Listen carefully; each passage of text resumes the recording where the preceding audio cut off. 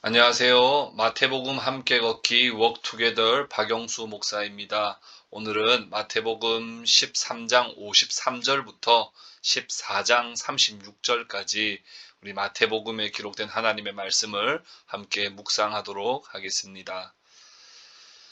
우리 마태복음의 구조를 다시 한번 더 생각해 볼 필요가 있는데요. 이 마태복음의 이 구조는 예수님께서 행하신 일과 예수님의 설교, 예수님의 가르침이 번갈아 가면서 계속해서 구성되어 있습니다.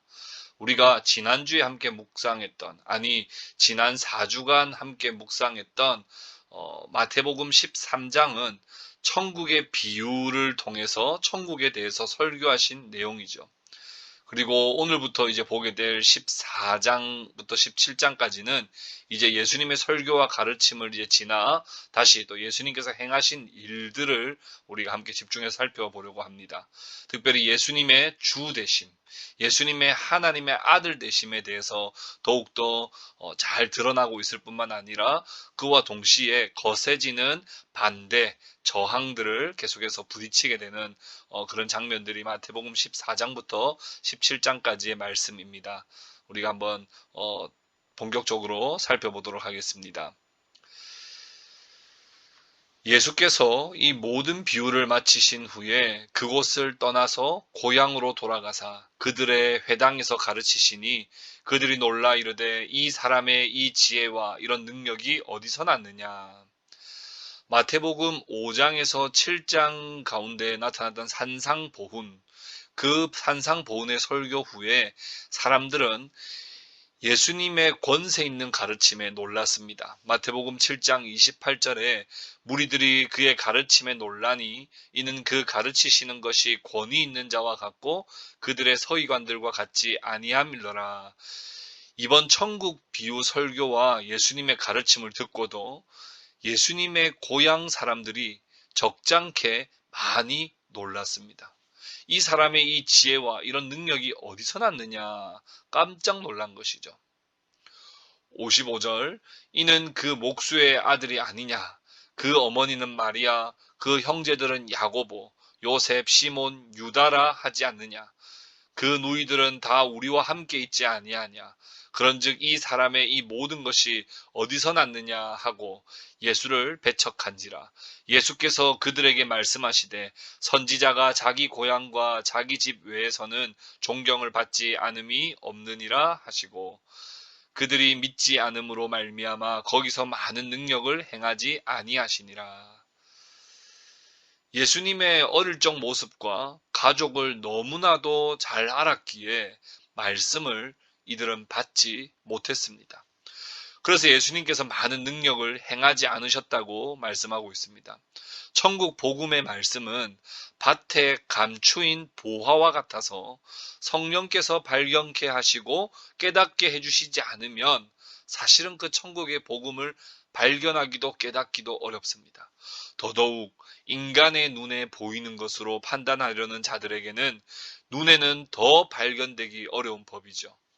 하나님의 말씀, 하나님의 그 말씀을 들을 귀가 있어야 그 말씀을 깨닫게 되는 것입니다.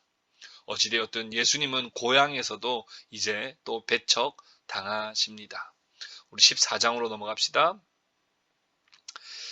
그때에 분봉왕 헤롯이 예수의 소문을 듣고 여기에서 나오는 분봉왕 헤롯 이 분봉왕 헤롯은 헤롯 대왕 예수님의 탄생 당시 있었던 헤롯 대왕의 세 아들들이 이 나라를 세 등분하여서 다스리게 되었는데 사마리아 유대 이두메 지역은 아켈라오 헤롯 아켈라오 그리고 갈릴리와 베레아는 헤롯 안티파스 그리고 이 갈릴리 지역은 헤롯 빌립이 이곳을 다스리고 있었습니다.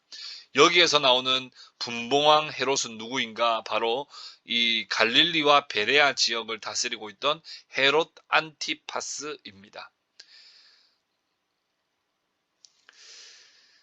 2절에 그 신하들에게 이르되 이는 세례 요한이라 그가 죽은 자 가운데서 살아났으니 그러므로 이런 능력이 그 속에서 역사하는도다 하더라. 자신이 죽인 세례 요한이 다시 살아나서 그 권능이 예수님 안에서 역사한다고 자신의 입으로 말합니다. 엄청나게 두려움에 떨고 있는 모습을 우리는 볼 수 있습니다. 자신이 죽여놓고도 여전히 두려움에 떨고 있습니다. 인간 왕도 자신이 무소불위의 막강한 힘을 가지고 있다고 하더라도 늘 인간 왕은 불안과 두려움 속에서 살아갑니다. 자신이 세례 요한을 죽였거든요. 세례 요한이 그렇다면 어떻게 순교하게 되었는지 과정을 한번 살펴볼까요? 3절 말씀입니다. 전에 헤롯이 그 동생 빌립의 아내 헤로디아의 일로 요한을 잡아 결박하여 옥에 가두었더니, 헤롯 안티파스는 자신의 아내를 버리고 이복 동생인 헤롯 빌립의 아내인 헤로디아를 차지하고 자신의 아내로 삼았었거든요. 그 일을 가지고 비판하는 이 요한을 잡아서 옥에 가두었던 것입니다. 4절 봅시다. 이는 요한이 헤롯에게 말하되 당신이 그 여자를 차지한 것이 옳지 않다 하였음이라. 레위기 18장 16절에 보면요, 너는 내 형제의 아내의 하체를 범하지 말라. 이는 내 형제의 하체니라. 동생의 아내와 불륜을 저지르는 것은 율법이 엄격하게 금하는 것이고, 이것은 단순히 율법의 어김이 아니라 하나님께서 이 땅에 만드신 창조 질서에도 어긋나는 것이기에 세례 요한은 헤롯을 향하여서 경고하고 책망했던 것입니다. 5절 말씀 봅시다. 헤롯이 요한을 죽이려 하되 무리가 그를 선지자로 여김으로 그들을 두려워하더니, 헤롯과 헤로디아는 요한이 눈의 가시처럼 여겨지고 그래서 기회만 되면 죽이고 싶었지만 백성 중 많은 사람들이 따르고 있었기에 일단 옥에만 가둡니다. 인간 왕은요, 민심이 또 두려운 거죠. 민심에 거스르는 행동했다가 또 자신의 목이 처질까봐 그게 두려워서 일단 옥에만 가두어 두었다는 것입니다. 6절부터 12절까지 한번 봅시다. 마침 헤롯의 생일이 되어 헤로디아의 딸이 연석 가운데서 춤을 추어 헤롯을 기쁘게 하니 헤롯이 맹세로 그에게 무엇이든지 달라는 대로 주겠다고 약속하거늘, 그가 제 어머니의 시킴을 듣고 이르되 세례 요한의 머리를 소반에 얹어 여기서 내게 주소서 하니, 왕이 근심하나 자기가 맹세한 것과 그 함께 앉은 사람들 때문에 주라 명하고 사람을 보내어 옥에서 요한의 목을 베어 그 머리를 소반에 얹어서 그 소녀에게 주니 그가 자기 어머니에게로 가져가니라. 요한의 제자들이 와서 시체를 가져다가 장사하고 가서 예수께 아뢰니라. 헤로디아는 전 남편과의 사이에서 낳은 딸 살로메, 이 딸 살로메를 시켜서 세례 요한의 머리를 헤롯에게 요구하게 합니다. 이 헤롯 안티파스는 생일 축하연에서 자신과 이 또 축하객들을 살로메가 기쁘게 하자 소원을 들어주겠다고 말하는데, 이때 살로메는 요한의 목을 요구한 것이죠. 세례 요한은 회개를 선포하고 그리스도를 증거하다가 그만 생명을 잃게 되었습니다. 비록 감옥에 있는 동안 잠시나마 예수님의 행적을 보고 저분이 진짜 메시아가 맞나? 왜 저렇게 심판하시지 않고 계속 자비만 베푸시지라고 하는 그런 의심적인 생각들을 잠시나마 하긴 했지만, 세례 요한은 세상의 왕, 인간 왕보다 진정한 왕이신 그리스도를 위해서 목숨을 위해, 말씀을 위해 목숨도 아끼지 않았던 것이죠. 이러한 요한의 순교는 또한 예수님의 십자가의 죽음도 미리 암시해주는 그런 말씀이기도 합니다. 그렇게 세상 왕과 진정한 왕을 이제 비교해 나가는데요. 13절 말씀 보십시오. 예수께서 들으시고 배를 타고 떠나사 따로 빈 들에 가시니 무리가 듣고 여러 고을로부터 걸어서 따라간지라. 예수께서 들으시고 세례 요한의 제자들이 예수께 요한의 죽음을 알렸습니다. 그러자 예수님은 배로 갈릴리 호수를 건너 한적한 빈들로 가셨습니다. 누가복음의 병행 구절에는 보면 벳세다로 가셨다고 그렇게 기록되어 있기도 합니다. 여기서 나타나는 떠나사, 배를 타고 떠나사라는 이 표현은 예수님께서 어린 시절 헤롯 대왕을 피해서 애굽으로 갔을 때, 또 헤롯이 죽었다는 소식을 듣고 다시 돌아오실 때 사용되었던 단어, 이 떠나사라는 단어가 사용됐습니다. 뿐만 아니라 바리새인이 죽일 음모를 꾸몄을 때도 잠시 그날을 떠났다라고 할 때도 같은 단어가 쓰였습니다. 예수님은 헤롯을 피해서 가시기도 하셨고, 이제 요한의 죽음, 그 다음은 이제 그리스도 자신이 죽으실 때가 가까이 왔음을 아시고 기도하시기 위해서 한적한 곳으로 가신 것입니다. 그런데 예수님을 가만히 놔두지 않고 또 많은 사람들이 따라온 것이죠. 14절 말씀 보십시오. 예수께서 나오사 큰 무리를 보시고 불쌍히 여기사 그 중에 있는 병자를 고쳐 주시니라. 예수님은 무리를 보시고 불쌍히 여기셨습니다. 한적한 곳으로 피해 있을 때 나온 사람들이 귀찮고 번거로울 수도 있었을 것 같습니다. 그러나 자신을 찾아온 사람, 정말 굶주린 자들, 정말 갈급한 사람들, 그 사람들을 그냥 돌려보낼 수가 없었던 것이죠. 세상 왕은 자신의 배를 불리기 위해 많은 사람들의 것을 착복하지만 진정한 왕이신 예수님은 많은 사람을 살리기 위해 자신을 내어주시는 분이십니다. 여기서 특별히 불쌍히 여기사라고 하는 이 단어는 내장, 창자라고 하는 말에서 나왔어요. 그냥 좀 안 됐다라고 하는 정도로 여기는 것이 아니라 그 사람들을 보시고는 내 창자가 찢어지는 것 같이, 내 내장이 꼬이는 것과 같은 그런 고통을 느끼듯이 그들을 긍휼히 여겼다고 말씀하시는 거예요. 그래서 병자들을 고쳐주실 뿐만 아니라 굶주린 자들을 먹여주십니다. 우리 마태복음에 나오는 오병이어 말씀 한번 쭉 봅시다. 15절부터 21절까지입니다. 저녁이 되매 제자들이 나와 이르되 이곳은 빈들이요 때도 이미 저물었으니 무리를 보내어 마을에 들어가 먹을 것을 사 먹게 하소서. 예수께서 이르시되 갈 것 없다 너희가 먹을 것을 주라. 제자들이 이르되 여기 우리에게 있는 것은 떡 5개와 물고기 2마리뿐이니이다. 이르시되 그것을 내게 가져오라 하시고 무리를 명하여 잔디 위에 앉히시고 떡 5개와 물고기 2마리를 가지사 하늘을 우러러 축사하시고 떡을 떼어 제자들에게 주심에 제자들이 무리에게 주니 다 배불리 먹고 남은 조각을 12바구니에 차게 거두었으며 먹은 사람은 여자와 어린이 외에 5,000명이나 되었더라. 작은 보리떡 5개와 물고기 2마리는 한 사람의 양식 정도의 양입니다. 그러나 그 빈약한 식사로 예수님은 수많은 사람들을 먹이셨습니다. 먹은 사람이 여자와 어린이를 제외하고 5,000명이었다 하니 어린아이와 여자까지 포함하면 약 2만 명 정도 되는 수를 좋게 먹이셨던 것 같습니다. 이스라엘 백성이 광야에서 굶주려 있을 때 하나님께서는 만나와 메추라기를 보내어 그들을 배부르게 하셨었습니다.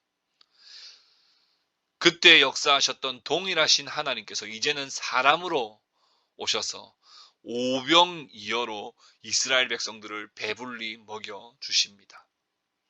뿐만 아니라 이 말씀은 예수님께서 성도들의 물질적인 필요뿐만 아니라 영적인 필요도 채우시는 분이시라는 것을 나타내십니다. 예수님은 이 떡과 물고기를 나눠주심으로써 사실은 자신이 너희들을 위한 생명의 떡이라고 하는 사실을 말씀해주고 싶으신 겁니다. 특별히 성찬의 빵과 포도주를 직분자를 통하여 나누어 주게 하셔서 영적인 갈급함과 영혼의 굶주림을 그리스도로 채워주십니다. 뿐만 아니라 말씀을 통해서 또 설교를 통해서 자기 자신을 내어주심으로 성도들과 그 가정과 교회가 그리스도로 풍성할 수 있도록 영적인 필요까지도 채워주시는 분이 바로 그리스도이시며, 그것을 오늘 이 말씀은 잘 나타내고 있습니다.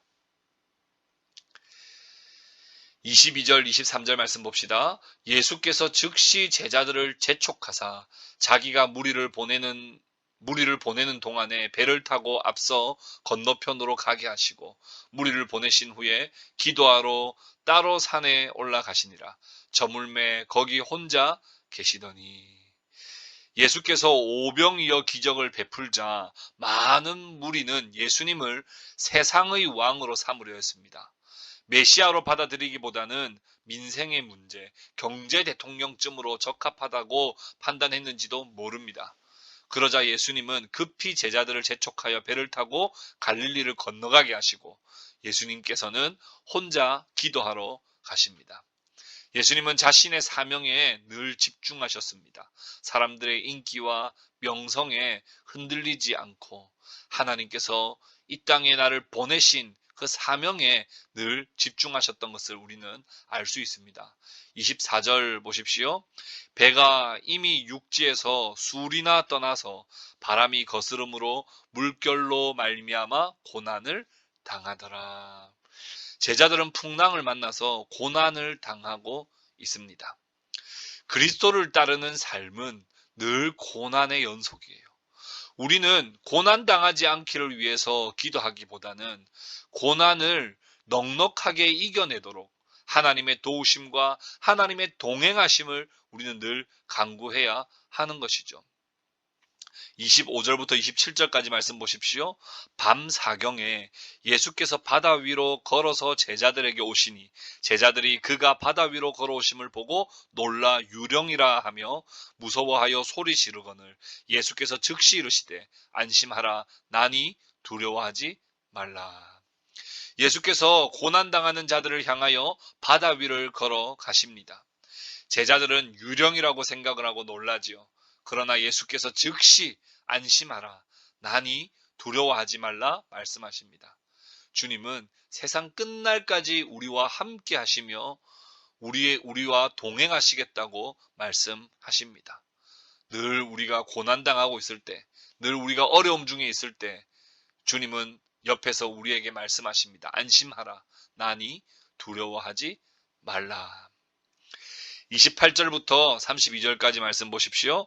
베드로가 대답하여 이르되 주여 만일 주님이시거든 나를 명하사 물 위로 오라 하소서 하니 오라 하시니 베드로가 배에서 내려 물 위로 걸어서 예수께로 가되 바람을 보고 무서워 빠져가는지라 소리질러 이르되 주여 나를 구원하소서 하니 예수께서 즉시 손을 내밀어 그를 붙잡으시며 이르시되 믿음이 작은 자여 왜 의심하였느냐 하시고 배에 함께 오름에 바람이 그치는지라.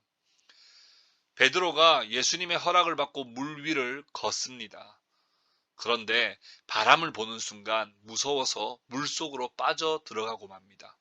주여 나를 구원하소서 외치자 예수님은 손을 내밀어 붙잡으시고 믿음이 작은 자여 왜 의심하였느냐 그렇게 책망하십니다.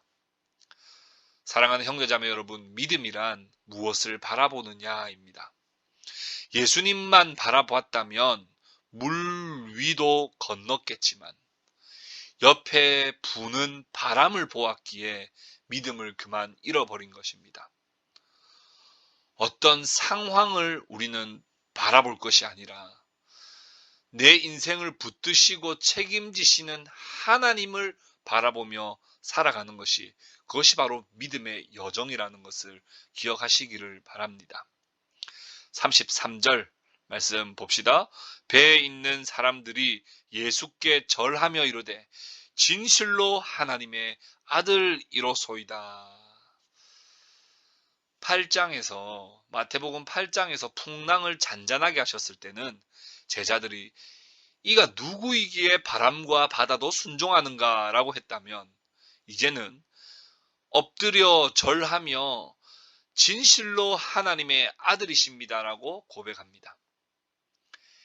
마태복음 14장에 세상의 왕과는 확연히 비교되는 하나님의 아들이신 만왕의 왕 예수 그리스도께서는 많은 병자들을 보시고 불쌍히 여기실 뿐만 아니라 고쳐주시고 굶주린 자들을 먹여주십니다. 세상의 왕과는 결코 비교가 되지 않습니다.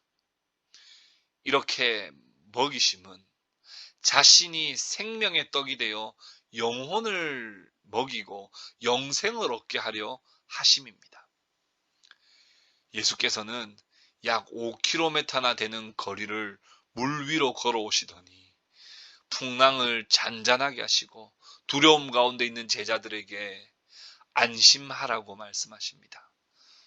그러면서 헬라어 에고 에이미 나니 나다 라고 하는 것은 출애굽기 3장 14절에 모세에게 하나님이 나는 스스로 있는 자다 라고 말씀하신 야훼 하나님을 떠올리게 합니다. 모세에게 역사하신 하나님, 그 하나님의 아들이신 예수 그리스도가 너희들 앞에 있다고 말씀하시는 거예요. 베드로가 모세에게 역사하신 하나님을 생각한다면 베드로가 물 위를 걷는다고 말하는 것은 사실은 불가능한 일이 아니죠. 그렇게 이 마태복음 14장은 하나님의 아들이신 예수 그리스도를 더욱더 극명하게 잘 나타내고 있는 말씀인 것입니다. 34절에서 36절까지 말씀 봅시다. 그들이 건너가 게네사렛 땅에 이르니 그곳 사람들이 예수이신 줄을 알고 그 근방에 두루 통지하여 모든 병든 자를 예수께 데리고 와서 다만 예수의 옷자락에라도 손을 대게 하시기를 간구하니 손을 대는 자는 다 나음을 얻으니라. 게네사렛 땅에서도 많은 병자들을 고치시는데 예수의 옷자락에라도 손을 대는 자는 다 나음을 얻었습니다. 예수님이 입으셨던 그 옷 그 자체에 신비로운 힘이 있는 것은 결코 아닙니다. 옷에만 대도 낫게 해주실 수 있는 예수님의 충만한 능력, 하나님의 아들로서의 권능을 나타내고 있는 것이죠. 주님께 나오는 자를 우리 주님은 결코 외면하지 않으시고 하나님의 은혜와 자비를 그리고 생명을 베풀어 주셨습니다. 사랑하는 형제자매 여러분, 오늘도 마태복음 14장 말씀을 깊이 묵상하시고 진정한 왕이신 만왕의 왕이신 하나님의 아들 예수 그리스도를 바라보는 저와 여러분들 다 되실 수 있기를 우리 주님의 이름으로 축복합니다.